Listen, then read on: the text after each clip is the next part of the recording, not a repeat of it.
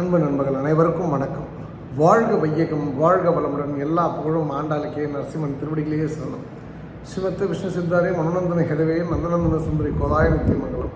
என்னாளுடைய சிவனையை போற்றி எந்நாட்டுக்கும் நிறைவாக போற்றி. பணம் ரொம்ப இன்ட்ரெஸ்டிங்காக போயிட்டுருக்கு.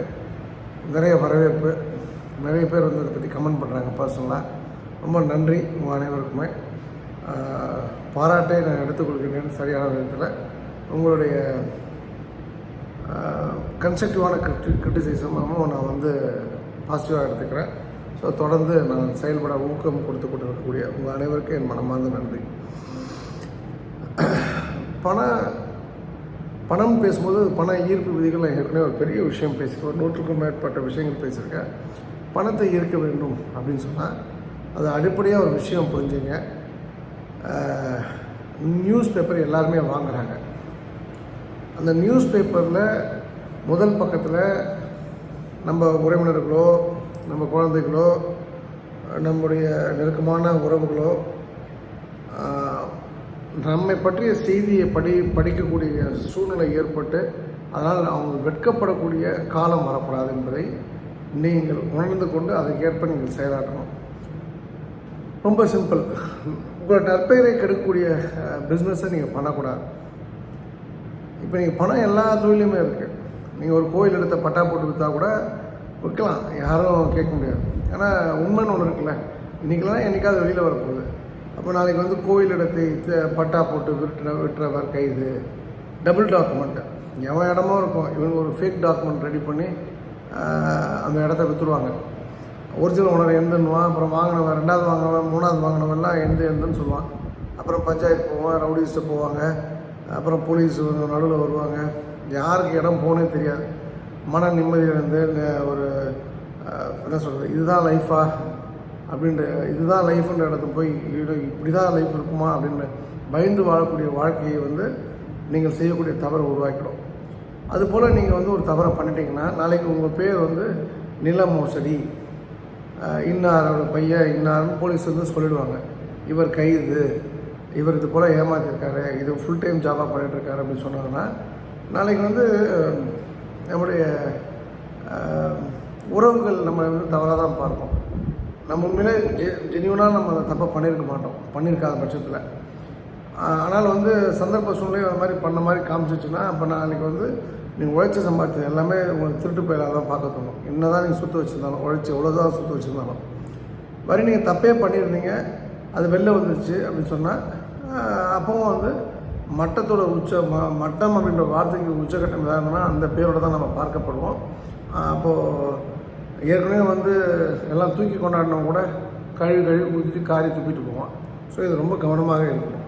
ரெண்டாவது, தொழில் துவங்குறீங்க அப்படின்னு சொன்னால் உங்கள் தயாரிப்பில் யாராவது முதலீடு செய்ய வேண்டுமா நான் சிந்திக்காதீங்க. அது வந்து மிக தவறான விஷயம். துட்டு வேணும்னு சொல்லிட்டு முதல்ல நம்ம வாடிக்கையாளர்கள் யார் என்பதை நம்ம தெளிவாக தெரிந்து கொள்ள வேண்டும்.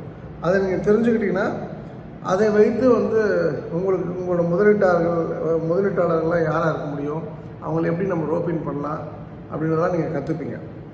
மூணாவது வந்து யாராவது எளிதாக பணம் சம்பாதிக்கலாம் தொழில் மூலமாக அப்படின்னு சொன்னாங்கன்னா அது வந்து பொய் சொல்கிறாங்கன்னு அர்த்தம். அதுபோல் எந்த தொழிலுமே எளிதாக சம்பாதிக்க முடியாது என்பதை புரிந்து கொள்ளுங்கள். கடுமையான உழைப்பு, மிக கடுமையான உழைப்பு, மிக புத்திசாலித்தனமான உழைப்பு, அதுக்கப்புறம் தான் அது சாத்தியப்படும். அதனால் வந்து உழைப்பே இல்லாமல் மிக எளிதாக மிஷின் வச்சிங்கன்னா இன்புட் அவுட்புட்டு அப்படியே ரோட்லேயே நிற்பான், வந்து க்யூவில் நிற்பாங்க. ரோட்லேருந்து கம்பெனிக்குள்ளே பொருளை வாங்கிட்டு போயிடுவாங்க, பணம் கொடுத்து வாங்கிட்டு போயிடுவாங்க. இப்படிலாம் யாராவது சொன்னால் அதெல்லாம் நடக்காது. ஏதாவது ஒரு கோடி ப்ராடக்ட்டில் ஒரு ப்ராடக்ட் வேணுன்னா சோலோவாக நம்ம இருக்கலாம், அந்த டிமாண்ட் இருக்கும், மற்ற விஷயத்துக்கு இப்படி இருக்காது. ஸோ அப்படி யாரும் சொன்னாலும் நம்பாதீங்க. வியாபாரத்தில் வந்து ஆரம்பத்தில் வேலை வாழ்க்கை அப்படின்னு ஒரு சமநிலை வந்து இருக்கிற மாதிரி அதை காமிக்கும். ஆனால் அது பொய். தொழில் என்பது ஒரு உயிருள்ள மூச்சு விடும் ஒரு உயிரினம் போல். அது உணவு தேவைப்படும் போது நீங்கள் அதுக்கு ஊட்ட வேண்டும். அது உங்கள் வாழ்க்கையின் சுக நிகழ்ச்சிகளை, மற்ற நிகழ்வுகளை பற்றி கவலையப்படாது. அப்போ தொழில் பண்ணுறீங்க அப்படின்னு சொன்னால் நிறைய வருமானம் வருது அப்படின்னா ஓகே, அக்செப்ட், நான் கிரேட். ஆனால் அது வந்து எந்த சூழ்நிலையுமே வந்து உங்களுடைய சுக துக்கங்களை பற்றி அது வந்து ஒரி பண்ணாது. ஸோ அதனால் இதை கவனத்தில் வைத்துக் கொள்ளுங்கள். ஒரு தொழிலாளர்லேருந்து நீங்கள் தொழிலதிபராக மாறணும், ஒரு ஆண்டர்ப்ரனராக வரணும் அப்படின்னா இது சத்தியமான விதி. நீங்கள் உங்களுடைய வாடிக்கையாளருக்கு எந்த மதிப்பு வழங்கல என்பது தெளிவாக அறிந்து கொள்ள வேண்டும். அதாவது வாடிக்கையாளர் தான் கடவுள். இப்போது உங்கள் வாடிக்கையாளர் வந்து இன்றைக்கி பணம் வருதுன்றதுக்காக நீங்கள் ஏமாத்துறீங்க அப்படின்னு சொன்னால், நாளைக்கு வந்து அதே வாடிக்கையாளர் நமக்கு வரக்கூடிய 100 நல்ல வாடிக்கையாளர்களும் தடுத்து நிறுத்திடுவாங்க. பிரபஞ்சம் அப்படி தான் பண்ணும். நீங்கள் வந்து நான் ஏற்கனவே சொல்லிட்டேன், பொன் முட்டையிடுற வார்த்தை. உங்களுக்கு ஒரு வாடிக்கையாளர் பொன் முட்டை விடுற வார்த்தை மாதிரி தினமும் ஒரு முட்டை தங்க முட்டை கொடுத்துட்ருக்காரா, மகிழ்ச்சியாக ஏற்றுங்க, தினமும் கிடைக்கும். ஆனால் அதே வாடிக்கையாளரை நீங்கள் வந்து அளவுக்கு அதிகமாக ஆசைப்பட்டு அந்த பொன் முட்டை விடுற வார்த்தை அறுத்தா அது வயிற்றுக்குள்ளே எல்லா முட்டையும் ஒழிஞ்சிருக்கும், தங்க முட்டையும் ஒழிஞ்சிருக்கும்னு நீங்கள் வயிற்று அறுத்திங்கன்னா அந்த அன்றைக்கி போட வேண்டிய ஒரு முட்டை தான் இருக்கும், அது மட்டும் தான் உங்களுக்கு கிடைக்கும். ஆனால் வாத்து செத்து போயிடும். அப்போ நீங்கள் வாடிக்கையாளரை நீங்கள் ஏமாற்றி இன்றைக்கி நீங்கள் பணம் சம்பாதிச்சிடலாம். ஆனால் அந்த பணம் உங்களுக்கு வந்து கை கொடுக்க வேண்டிய நேரத்தில் கை கொடுக்காது. அது திரும்பவும் எங்கேருந்து நம்ம வந்து அநீதியாக பறிக்கப்பட்டதோ அதே இடத்துக்கு போயிட்டுன்றதை புரிஞ்சுங்க. ஒருவர் வெற்றிகரமாக இருந்தால் அவங்க சந்தோஷமாக இருப்பார்கள் என்பது பொய். இன்று நீங்கள் மகிழ்ச்சியாக இல்லாவிட்டாலும் பணம் இருந்தாலும் மகிழ்ச்சியாக இருக்க முடியாது. இன்றைக்கி வந்து நீங்கள் மகிழ்ச்சியாக இல்லை, ஆனால் பணம் இருக்குது அப்படின்னா கூட பணம் இருந்ததுனால மகிழ்ச்சியாலாம் இருக்க முடியாது. மகிழ்ச்சி என்பது ஒரு இலக்கல், அது உங்களோட உள்ளுணர்வு மட்டுமே. ஸோ பணம் இருந்தால் நான் மகிழ்ச்சியாக ஏற்பட்டது வந்து சுத்த பொய் அப்படின்றத புரிந்து கொள்ளுங்கள். ஒவ்வொரு நாளும் 3 மிக மிக முக்கியமான விஷயங்களை எழுதி வைத்துக் கொள்ளுங்கள். அவற்றை முடிக்காமல் தூங்க வேண்டாம். இது உங்களுக்கு தொடர்ச்சியான முன்னேற்றத்துக்கு இட்டு செல்லும். இது ரொம்ப பவர்ஃபுல்லான விஷயம். இன்றைக்கி காலைல எழுந்திருக்கிறீங்க, காலைல எழுந்துச்சு 3 வேலை எழுதாதீங்க. இரவு தூங்க போகிறதுக்கு முன்னாடி நாளைக்கு என்ன வேலை இருக்குது, எந்த வேலைக்கு இம்பார்ட்டன்ஸை நம்ம கொடுக்கணும், எது ரொம்ப இம்பார்ட்டன்ட் அப்படின்னு நீங்கள் சிந்திச்சு அந்த 3 வேலையை பண்ணணும். அதுக்கு வந்து சாக்கு போக்கு சொல்லக்கூடாது, எந்த வித காரணங்களும் சொல்லக்கூடாது. இட் ஹாஸ் டு பி டன்னா it has to be done, it has to be ஃபினிஷ்னா it has to be finished. அப்போது நீங்கள் இது மட்டும் இந்த ப்ராக்டிஸ் பண்ணி இந்த மாதிரி ஒரு பழக்கத்துக்குள்ளே வந்துட்டிங்கன்னா sky is the limit. So நீங்கள் அது வரதுக்கு வழி பாருங்கள். விற்பனை என்பது, சேல்ஸ் என்பது ஒவ்வொரு தொழிலுடைய உயிர். உங்களுக்கு விற்பனை செய்ய தெரியாமல் இருந்தாலும் உங்களுடைய நம்பிக்கையான செயல் மற்றவர்களை ஈர்க்கும். உங்களுடைய உண்மைத்தன்மை என்பது எப்போதும் வெற்றி பெறும். உங்களுக்கு வந்து நீங்கள் நல்ல மேனுஃபேக்சரர், நல்ல ப்ராடக்டை மேனுஃபேக்சர் பண்ணுவேன், ரொம்ப நல்ல விஷயத்த நான் வச்சுருக்கேன், ஆனால் எனக்கு மார்க்கெட்டிங் பண்ண தெரியாது. Prefix and suffix of sales of marketing. ஒரு சேல் நடக்கிறதுக்கு முன்னாடியும் பின்னாடி இருக்கிற விஷயந்தான் மார்க்கெட்டிங். அப்போ எனக்கு இந்த மார்க்கெட்டிங்லாம் தெரியாது, சேல்ஸ் தெரியாது, prefix and suffix of sales தெரியாது, இது போல் நீங்கள் சொல்கிறீங்க அப்படின்னு சொன்னால் நான் சொல்கிறேன் என்ன கேட்டிங்கன்னா நீங்கள் அச்சப்படாதீங்க. ஏன்னா அது அவசியம் இல்லை. உங்கள்கிட்ட ஒரு ப்ராடக்ட் இருக்குது, நல்ல ப்ராடக்ட்னா உங்களை தேடி வந்து உங்களை ரீச் பண்ணுவாங்க, உங்களை தேடி வந்து வாங்கிட்டு போவாங்க.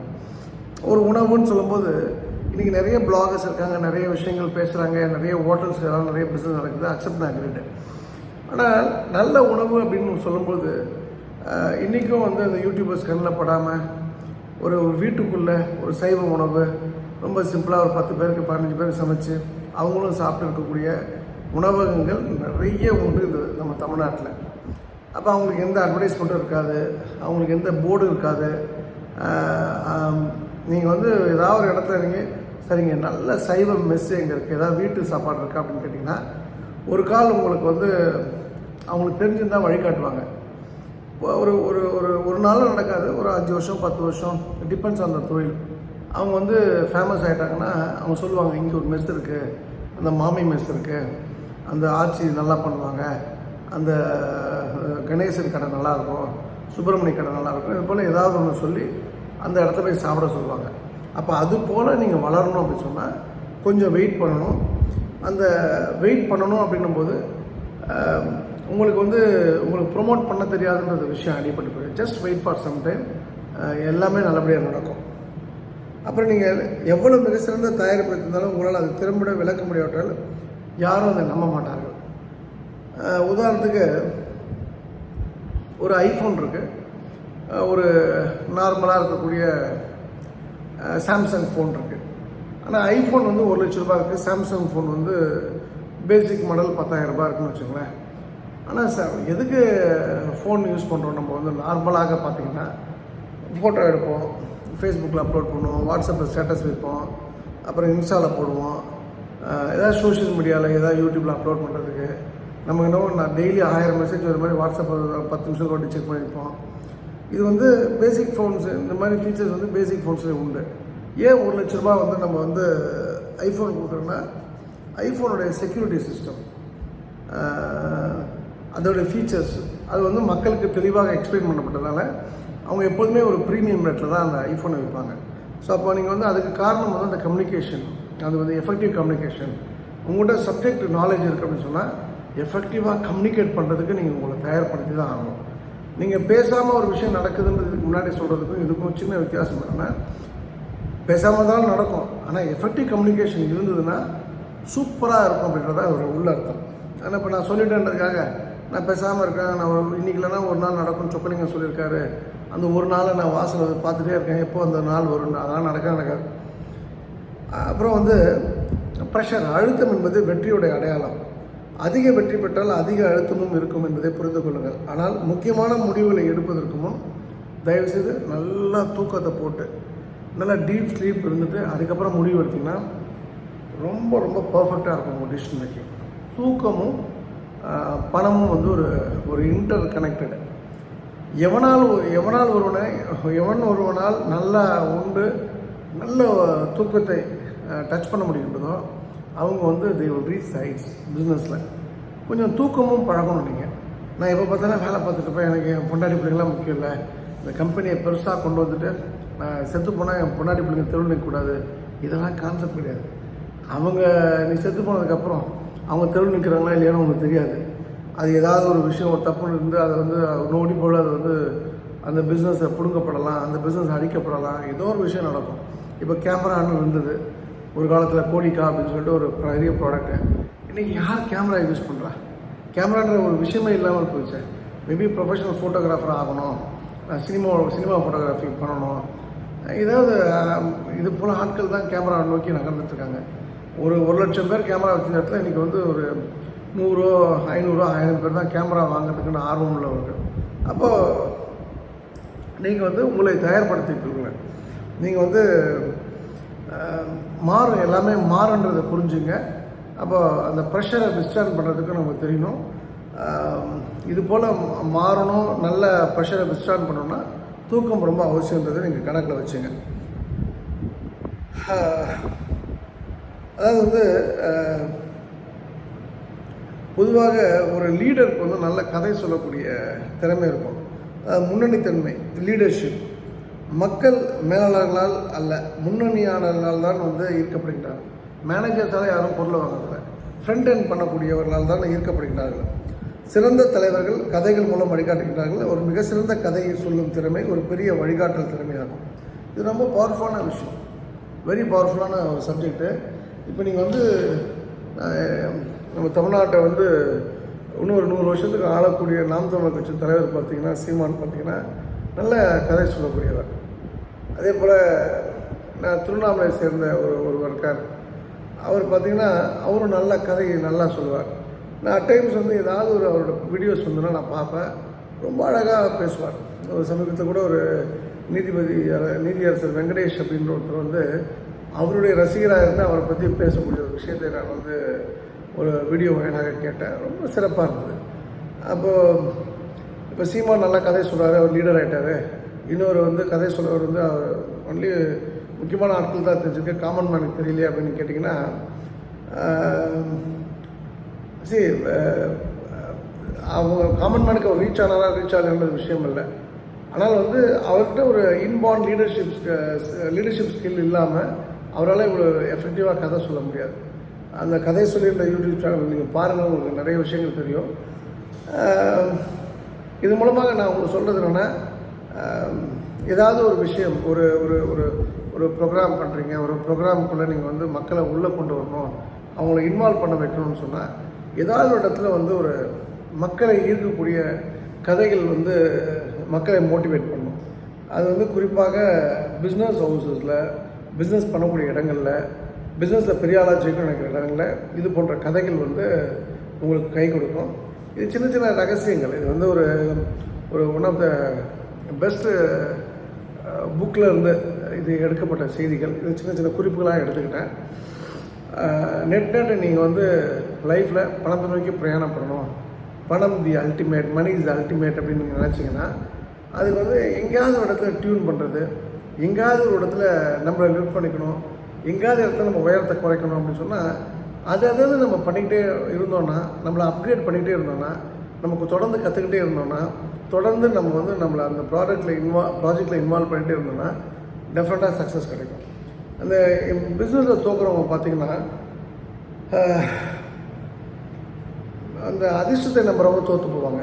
முரட்டுத்தனமான ஒரு மூட நம்பிக்கையோட பிஸ்னஸ் பண்ணுறவங்க தோற்று போவாங்க. ஆனால் பிஸ்னஸை ஜெயிக்கிறவங்க பார்த்திங்கன்னா அதிகமான இன்வால்மெண்ட்டோட வேலை பார்ப்பாங்க. அதாவது ஒரு கை குழந்தையை வந்து தூக்கிட்டு போகிறாங்க. ஒரு பொண்ணோட அம்மா பார்த்திங்கன்னா ஒவ்வியமாக 2 கையும் வச்சுருப்பாங்க. ஃபோனெல்லாம் ஹேண்டில் பண்ணுவாங்க, எஸ்எம்எஸ் பண்ணிக்கலாம், வாட்ஸ்அப் பண்ணிக்கலாம் பண்ண மாட்டாங்க. ஏன்னா குழந்தை உயிர், ஒரு 3 கிலோ கீழே போட்டால் உயிர் போயிடும். அப்போ அது போல் அவங்களோட அவங்க ப்ராடக்டை வந்து ஹேண்டில் பண்ணுவாங்க. அவங்களுடைய குழந்தை மாதிரி அந்த கம்பெனி என்பது, நிர்வாகம் என்பது. நீங்கள் அது போல் ட்ரெயின் ஆகணும். எந்த சூழ்நிலையும், எந்த காலகட்டத்திலையும், எந்த நேரத்துலையுமே, எந்த க்ஷணத்துலையும் எங்கேயாவது ஒரு நம்ம தோற்று போகணும் அப்படின்றத வந்து நினைக்கலாம். அது உறவினராக இருக்கலாம், நண்பராக இருந்தவராக இருக்கலாம், டசன்ட் மேட்டர். அவங்களுடைய நெகட்டிவான எண்ணம் நம்மளை பாதிச்சிடக்கூடாது அப்படின்னு சொல்லும்போது நம்மளோட பாசிட்டிவிட்டியை அதிகப்படுத்தணும், நம்மளுடைய நேர்மறை சிந்தனைகளை அதிகப்படுத்தணும். நேர்மறை சிந்தனை எப்போ வந்து அது அதிகமாகும் அப்படின்னு சொன்னால், அது நீங்கள் கொடுக்கும்போது தான் அது அதிகமாகும். எப்படி அதிகமாகும்னா, நீங்கள் ஒரு விஷயத்தை கொடுக்குறீங்கன்னா அவங்கள பணக்காரனாக பார்ப்பான். ஆப்வியஸ்லி நம்ம பணக்காரன் தான். இப்போ வந்து ஒரு யாசகம் கேட்குற ஒரு பிச்சைக்காரர், நம்ம 5 ரூபா 10 ரூபா போடுறோம், நம்மளோட அவன் பேங்க் பேலன்ஸ் என்ன வச்சுருக்கான்றதில்ல, அவன் யாசகம் கேட்குறான். அப்போ அவன் நம்மளை பணக்காரன் நினைக்கிறான், அவன் ஏழை நினைக்கிறான். அப்போ நம்ம பணக்காரன் தானே. அப்போ நீங்கள் வந்து கை கால் நல்லா இருக்கக்கூடிய ஒரு யாசகம் கேட்குறவங்களுக்கு போடுறது வந்து நான் விரும்புறதில்லை, நீங்களும் பண்ணக்கூடாதுன்றது என்னுடைய கருத்து. ஏன்னா அது டாஸ்மாக்கு தான் போவோம் அந்த பணம். அதற்கு பதிலாக அவன் கை கால் இல்லாமல் இருந்தால் கூட பெரும்பான்மையான பிச்சைக்காரர்கள் வந்து குடி அடிமையாக தான் இருக்காங்க. அதுக்கு பதில் சின்ன சின்ன சின்ன விஷயங்களை நினைக்கிறோம், இந்த விஷயத்தை பண்ணால் இவங்க ஹாப்பியாக இருப்பாங்க. எனக்கு வந்து குறிப்பாக சொல்லணுன்னா, இந்த விஷயத்த பண்ணால் ஹாப்பி அப்படின்னு சொன்னால் நான் வந்து ஒரு நாளைக்கு ஒரு 5 பேருக்கோ 10 பேருக்கோ சாப்பாடு வாங்கி கொடுக்குறது, என் கூடயே வந்து சிலர் எனக்கு பிடித்தவங்களாம் உட்காந்து அவங்களுக்கு சாப்பாடு வாங்கி தருது, அந்த அமௌண்ட்டை நம்ம பில்லை பே பண்ணுறது, இது எனக்கு வந்து பெரிய ஒரு குதூகலத்தை கொடுக்கும், ரொம்ப மகிழ்ச்சியை கொடுக்கும், ரொம்ப ஆனந்தம், பரமானந்தம், பேரானந்தத்தை கொடுக்கக்கூடிய விஷயமாக கொடுக்கும். அதுபோல் ஏதோ ஒரு விஷயத்தை நீங்கள் சூஸ் பண்ணிங்க, அந்த சின்ன சின்ன சின்ன சின்ன சின்ன நல்ல விஷயங்கள், நீங்கள் செய்யக்கூடிய நல்ல விஷயங்கள் பெரிய பெரிய பெரிய பெரிய பிரம்மாண்டமான முன்னேற்றத்தையும் மாற்றத்தையும் உங்கள் வாழ்க்கையில் கொண்டு வந்து கொடுக்கும். நான் உறுதிட்டு இந்த விஷயத்த சொல்கிறேன்.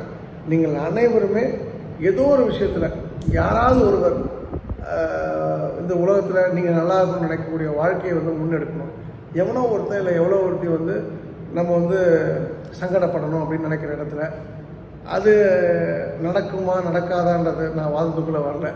அது நடக்கக்கூடாது அப்படின்னு நினச்சிங்கன்னா யாராவது ஒருத்தருக்கு நீங்கள் வந்து கடவுளாக நீங்கள் மாறி தான் ஆகணும். நீங்கள் வந்து நானும் மனிதன் தான், நான் கடவுளாக மாற முடியாதுன்னா மனிதனுக்கு உண்டான எல்லா கஷ்டங்களையும் நீங்கள் அனுபவிச்சு தான் ஆகணும். கடவுளாக மாற ஒரே வழி அடுத்த உணவுகளை வந்து நம்ம மதித்து உணவு கொடுப்பது வந்து சால சிறந்தது. அவங்களுக்கு என்ன தேவையோ நம்மளால் முடிஞ்சதுன்னா அந்த விஷயத்தை பண்ணுவது சால சிறந்தது. அப்போது இந்த உலகத்தில் நீங்கள் ஒருவர் தான், இந்த உலகத்தில் இருக்கக்கூடிய ஒரு 500 கோடி மக்கள் இருக்கோம், 600 கோடி மக்கள் இருக்கோம் அப்படின்னா யாரோ ஒருவர் தான் நீங்கள். ஆனால் இந்த உலகத்தில், ஒட்டுமொத்த உலகத்தில் அவங்களுக்கு நீங்கள் தான் உலகன்ற மாதிரி ஒரு வாழ்க்கையை வாழணும். நிச்சயமாக அது உங்களால் முடியும். அதற்கு வந்து இது பணம்ன்ற ஒரு தலைப்பில் பேசினா கூட இதில் வந்து நிறைய உளவியல் உண்மைகள் ஒளிந்திருக்கின்றது. ஸோ அந்த விஷயத்தை பொறுத்து கொண்டு அந்த பாயிண்ட்டை நோக்கி நகர நீங்கள் எல்லோரும் முயற்சிக்க வேண்டும். இந்த அருமையான வாய்ப்பு திருச்செந்தூர் பணிமுகம் தாய் ஆண்டாளுக்கு நான் மனமார்ந்த நன்றி. மீண்டும் நாளை இரவு உங்களை சந்திக்கின்றேன். ஆடி ஆடி அகம் கரைந்து பாடி பாடி கண்ணீர் மல்கி எங்கும் நாடி நாடி நரசிங்காவென்று வாடி வாடும் இவ்வானதிலே எல்லா புகழும் ஆண்டாளுக்கே. நரசிம்மன் திருவடிகளே சரணம். நன்றி, வணக்கம். சர்வம் கிருஷ்ணார்ப்பணம்.